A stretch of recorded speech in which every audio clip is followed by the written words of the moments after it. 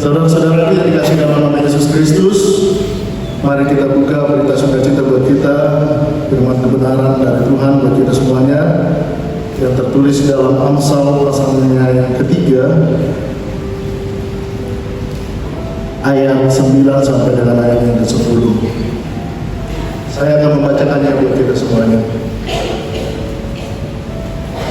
Muliakanlah Tuhan dengan hartamu dan dengan hasil pertama dari segala penghasilanmu, maka lumbung-lumbungmu akan diisi penuh sampai melimpah-limpah, dan bejana pemerahanmu akan meluap dengan air buah anggurnya. Demikian pembacaan firman Tuhan. Kita yang dikasih dalam nama Yesus Kristus, ada lagu yang mungkin dekat dengan kita sewaktu kita masih sekolah minggu, yang mengatakan apa yang dicari oleh orang, jawabannya adalah uang. Apa yang dicari oleh manusia dalam kebiasaannya, ya tidak jauh dari lingkaran uang. Karenanya dibalikkan lagi, siapa yang dicari oleh Tuhan? Jawabannya saya, orang yang berdosa. Karena ini kita melihat bagaimana sebuah respon dalam kehidupan di sekolah minggu saja. Anak-anak sekolah minggu udah tahu bapak mamanya pergi, kalau keluar biasanya mencari uang. Kemana bapak? Cari uang. Ya. Sudah diajari begitu. Apakah itu salah? Tidak salah. Tapi pada saat ini kita belajar bagaimana apa yang kita dapat, apa yang dihasilkan, apa yang dicari oleh manusia adalah berasal dari Tuhan. Inilah menjadi penegasan firman Tuhan dalam topik minggu kali ini, mengatakan muliakanlah Tuhan dengan harta dan tubuhmu. Tapi apa yang terjadi pada teks ini ditujukan kepada orang-orang kaya yang takut kehilangan dan kekurangan uangnya ketika diberikan persembahan itu untuk membangun sebuah mesbah bagi Allah di zaman konteks Salomo.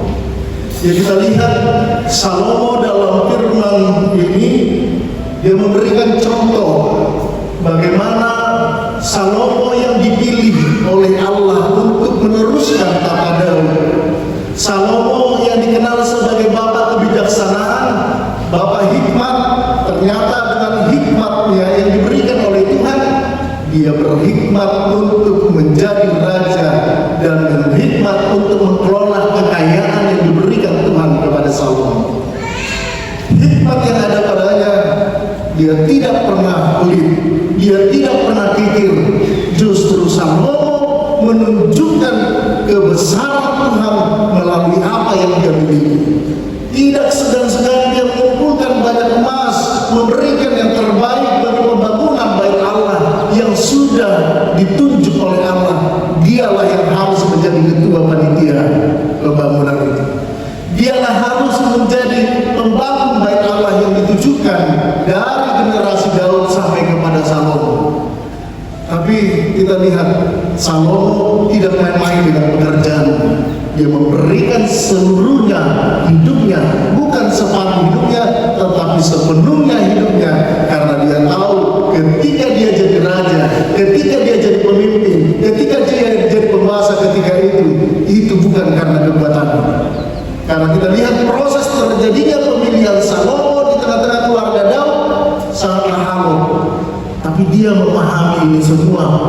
Ada bagian pemilihan rancangan Tuhan untuk meneruskan, untuk membangun bait Allah, sehingga ini dikerjakan dengan serius dan sungguh-sungguh oleh Salomo.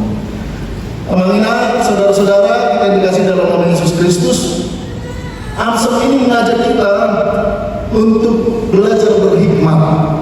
Amsal ini mengajak kita untuk lebih bijaksana di dalam memahami tentang harta dan kekayaan yang kita terima, terlebih khusus tentang persembahan yang kita berikan. Kalau di sekolah minggu kerap saya bilang orang kepada orang tua, terlebih mengingat orang tua kalau memberikan persembahan kepada anak sekolah minggu jangan diberikan dari kantong orang tuanya, tapi hendaknya diberikan oleh uang jajan anak sekolah minggu itu. Jadi namanya nampak dia menjadi korban persembahan, ada yang merasa dikurangi dari jajannya untuk dia berikan kepada Tuhan. Jadi secara didikan iman kita harus melatih bahwasanya pengorbananlah inti daripada persembahan kehidupan. Di dalam teks saat ini kami dengan Inang ketika ditugaskan di Kota Pinang, ketika itu kami punya cerita iman terhadap teks ini. Ketika 9 bulan pernah menggantung menunggu penempatan penugasan dari HKBP. Waktu itu Inang ketika itu kami senang-senang menerima SK penugasan di HKBP Kota Pinang. Walaupun Kota Pinang pada waktu itu adalah gereja yang penuh dengan konflik.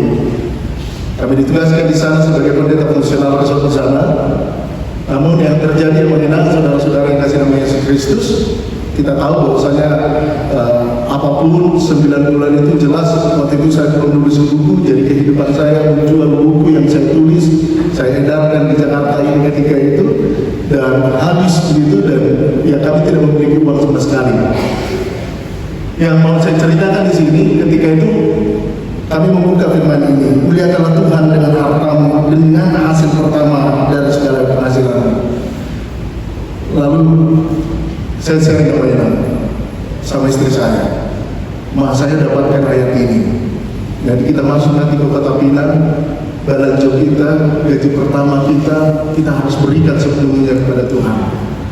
Tentu secara aspek psikologi, yang gimana itu bilang tak segampang itu, ya. Tak segampang itu memberikan, uang gak ada, pengeluaran banyak, baru datang ke sebuah kota. Ya, bagaimana kita bisa memberikan persembahan ini kepada Tuhan sementara kita pun masih dalam kekurangan. Tadi saya bilang sama Inang, kau yakin gak Tuhan adalah pemilik alam semesta dan Dia sangat kaya? Ya, yakin. Kami berdoa. Karena kebetulan ketika itu bendaharanya adalah Pendeta Bari Panjaitan. Terima kasih nih. Mama, masih kolak kamu. Kenapa kau pulangkan ke Balanjong? Ya, ini persembahan kami. Kami mau memulai starting ini dengan meyakini Tuhan adalah sumber dari segala kekayaan dan hikmat. Ketika kami berikan itu, kau semua lihat kami. Tidak begitu lihat kami. Apa makan kalian? Bagaimana kehidupan kalian? Akhirnya, mengingat saudara-saudara yang kasih nama Yesus Kristus, saya mau boleh bercerita tentang sukacita ini. Ketika dengan keyakinan ada Allah adalah sumber dari segala kekayaan itu, dengan mengimani ini, kami memberikan ini. Lalu tidak berapa lama jemaat datang membawa beras, jemaat datang membawa minyak, jemaat datang menjalani. Dan saya merasakan ternyata memang ketika firman dihidupi, firman itu menjadi hidup dan berkarya dalam kehidupan kita. Saudara-saudara yang dikasih dalam nama Yesus Kristus, apa yang boleh dikatakan dari cerita ini, dari pemahaman firman ini? Karena belum tentu orang bisa mampu melakukan, memberikan persembahan pertamanya kepada Tuhan. Karena dia butuh banyak pengeluaran, banyak yang harus dipikirkannya.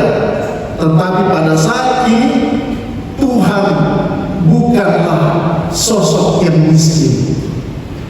Tuhan bukanlah sosok pemiskin harus minta-minta kepada kita dalam persembahan kita. Justru ini menegaskan kepada kita bahwasanya bukan saya yang berutang kata Tuhan, tapi kamulah yang berutang kepada aku. Kita lah yang ternyata berutang. Makanya konsep persembahan ini kita berikan kepada Tuhan, karena sebetulnya siogianya kita lah adalah makhluk-makhluk yang berutang oleh karena kasih setia Tuhan dalam kehidupan kita. Amin. Jadi ketika memberikan persembahan, supaya persembahan kita tidak menjadi umut-umut, tidak menjadi kita berikan persembahan yang tidak layak bagi Tuhan, dengan konsep memahami persembahan ini, kita memahami bahwasanya Tuhan adalah sumber kekayaan itu sendiri. Ya, teman-teman, dengan demikian boleh dikatakan Tuhan tidak pernah meminta dari yang tidak ada dari kita. Allah tidak Tuhan hidup ada. Ya. Konsepnya juga persembahan sungguh yang pertama ini karena Tuhan tidak melihat ada penghasilan, ada rezeki, ada berkat orang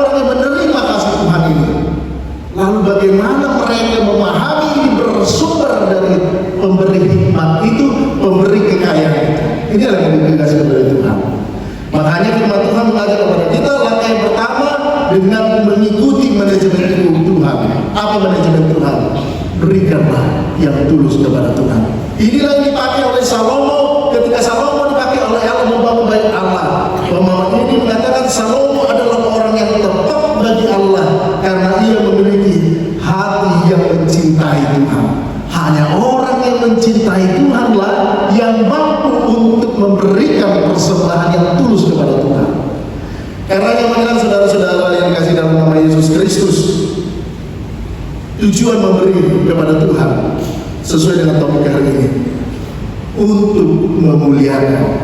Jadi kalau konsep memuliakan ini adalah konsep untuk bagi para raja.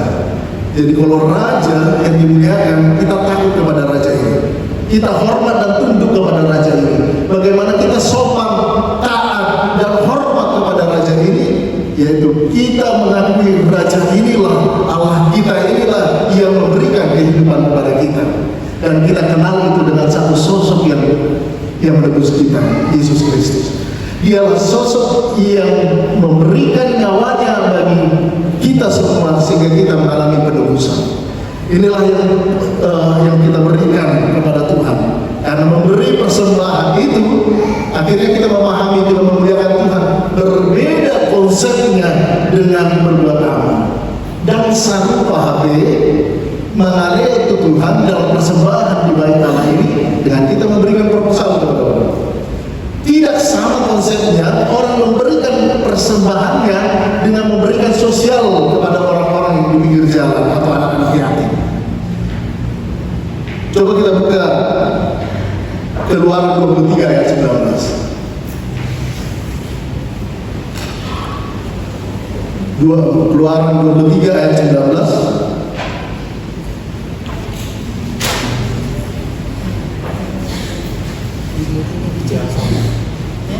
Keluaran 23 ayat 19. Ya, mari kita sama-sama membaca. Yang terbaik dari buah pengaruh hasil tanganmu haruslah kau bawa ke dalam rumah Tuhan Allahmu. Janganlah kau masak anak kambing dalam susu. Yang dikatakan di situ, kemanakah kita bawa untuk memuliakan Tuhan? Jawabnya, di rumah Allah. Persembahan itu diberikan kepada rumah Allah dan lahu pamorah-morah gereja kita. Itu sebabnya saat ini tujuan Allah memberikan perintah ini diberikan supaya bangsa Israel itu dia mengutamakan Tuhan adalah segala-galanya dalam kehidupannya. Dengan begitu Tuhan menginginkan dari persembahan kita ada nilai ketaatan dengan penuh oleh karena kita mengenal cinta kasih daripada Allah. Saudaraku, saudara-saudara, karenanya melalui firman ini kita diajak dengan memuliakan Tuhan. Saat kita memberikan persembahan kepada Tuhan, Tuhan tidak mendapatkan keuntungan apapun. Jadi ulang saya dari kita, kalau mengalami persembahan kita memberikan persembahan yang kaya nanti pendeta, ya, yang kaya nanti ini, dia lang si Tuedo, dia lang Panditedo. Nah, ini konsep yang tidak lahir dari pemahaman ini.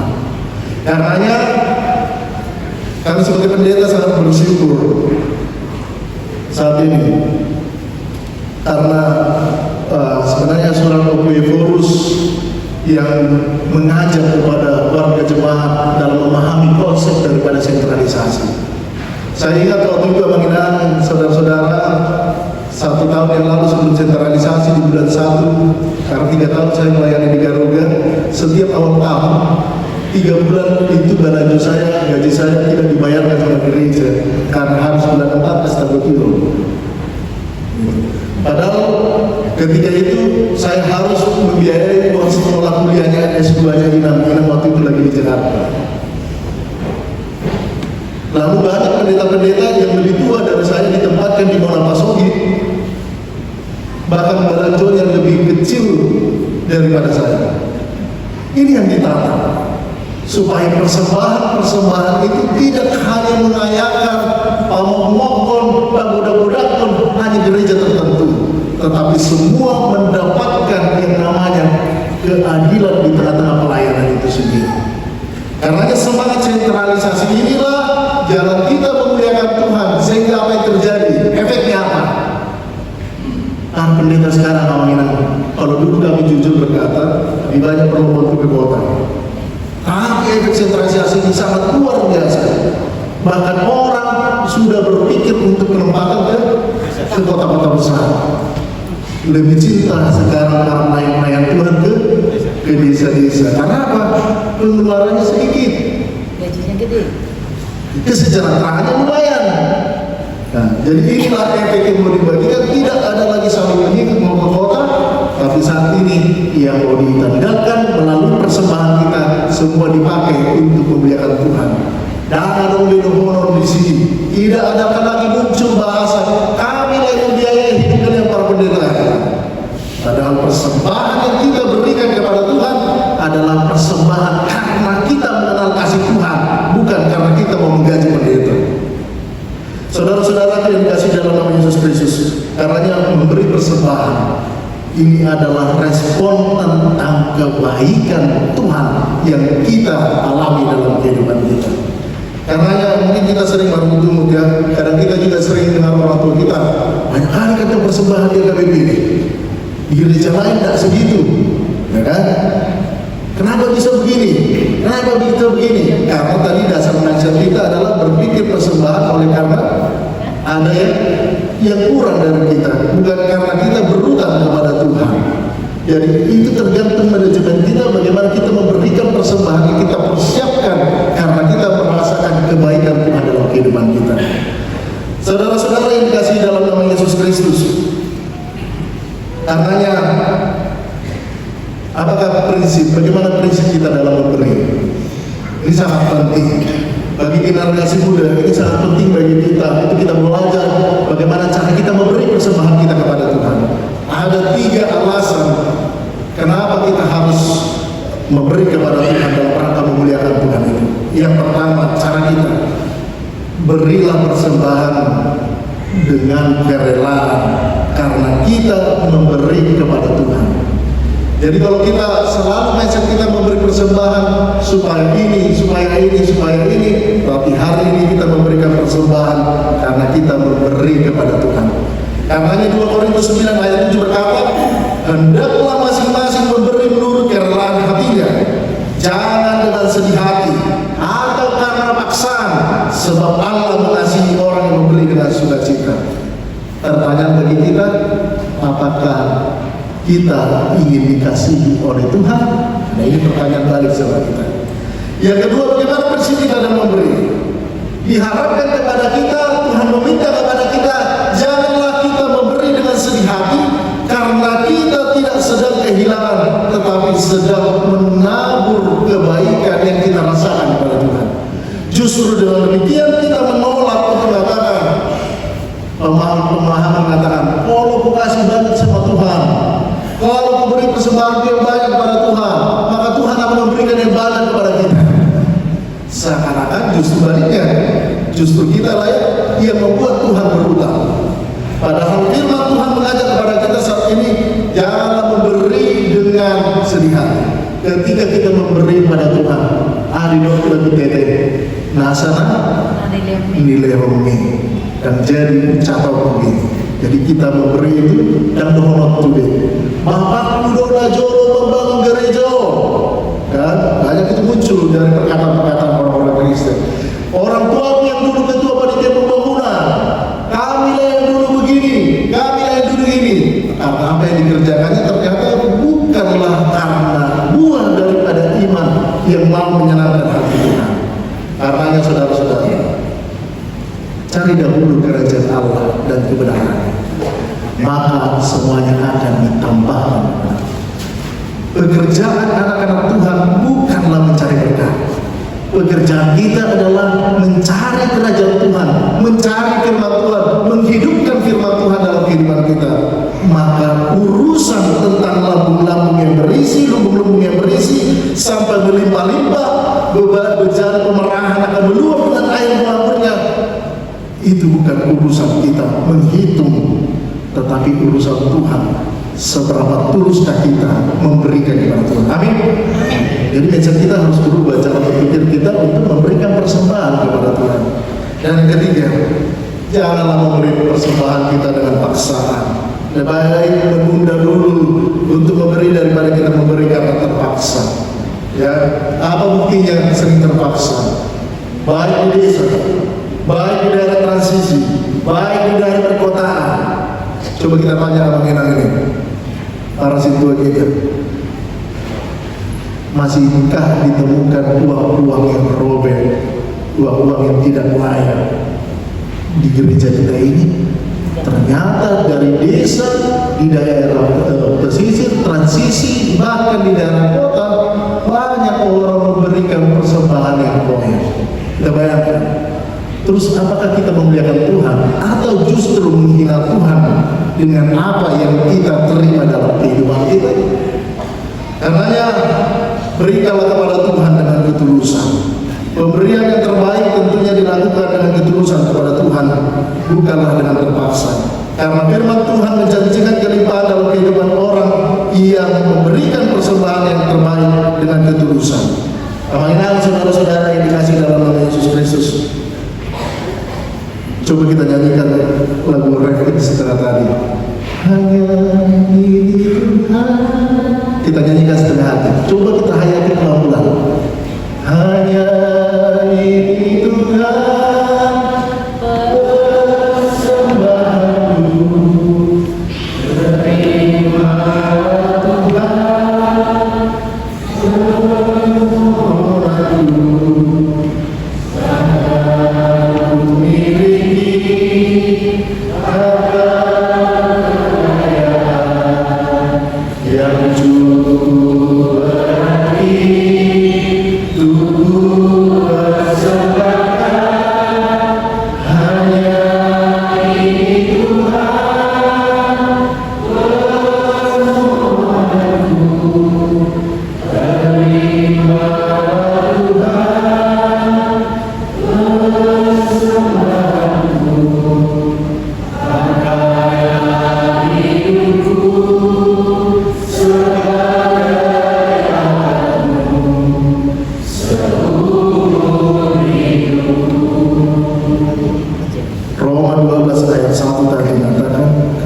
Saudara-saudara, demi kemurahan Allah aku menasihatkan kamu supaya kamu mempersembahkan tubuhmu sebagai persembahan yang hidup, yang kudus dan yang berkenan kepada Allah. Itu adalah ibadahmu yang sejati. Kehadiran kita ketika kita bangun dengan kesadaran aku ingin berjumpa dengan Tuhan di bait Allah ini. Kesadaran kita inilah yang diinginkan oleh Tuhan karena kita rindu ingin berjumpa dengan Tuhan. Inilah persembahan yang sejati dalam kehidupan kita. Jadi bahkan Tuhan Yesus bilang kepada seorang janda yang dibetal, dia memberikan lebih daripada yang ada padanya, karena dia memberikan dari kekurangan. Bayangkanlah mengingat saudara-saudara kita dikasih dalam Yesus Kristus, biar ini menjadi sukacita bagi kita, sehingga ibadah kita ini, kehadiran kita inilah persembahan kita dipenuhi, iman kita mendapatkan sukacita baru, pemahaman baru, sehingga persembahan yang lama itu kita tinggalkan menjadi persembahan yang menjadi dupa harum di hadapan Tuhan. Guna roh kita datang ke gereja ini, kita memberikan persembahan, tapi Tuhan mengatakan, aku jijik dengan persembahan. Tidak bayangkan. Tapi hari ini dengan cara berpikir persembahan itu adalah hutang kita kepada Tuhan, dengan cara kita mengucap syukur. Inilah merubah mindset ketulusan kita untuk datang dan terus merindukan Tuhan dalam ibadah-ibadah persekutuan kita. Amin. Jadi anak-anak muda tidak lagi pernah malas. Karena persembahan yang paling utama di dunia adalah dia berjumpa dengan keselamatan itu. Dia berjumpa dengan orang yang menebusnya. Siapa itu? Yesus Kristus dalam firman kebenaran saat ini. Karena itu pengkhotbah mengatakan, teman-teman pengkhotbah mengatakan, semakin banyak diberi oleh Tuhan, semakin banyaklah kita memberi. Bukan selalu pemahaman kita yang mengatakan semakin kita banyak memberi, semakin banyak kita diberkati. Tidak itu lagi pemahaman kita. Kita yang diberkati hendaklah memberi berkat. Itu kata Emeritus almarhum Bupui WTP Sinar Mata.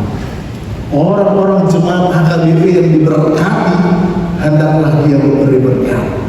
Jadi inilah membuat kita bersuka cita ketika kita memberikan sukacita ini melalui persembahan kita yang harum di hadapan Tuhan. Tuhan memberkati kita semuanya, menguatkan kita dan memberikan semangat baru untuk memberikan persembahan yang layak di hadapan Tuhan, sehingga persembahan yang kita berikan ini diterima oleh Tuhan. Tidak lagi ada umut-umut ketika memberikan persembahan kepada Tuhan.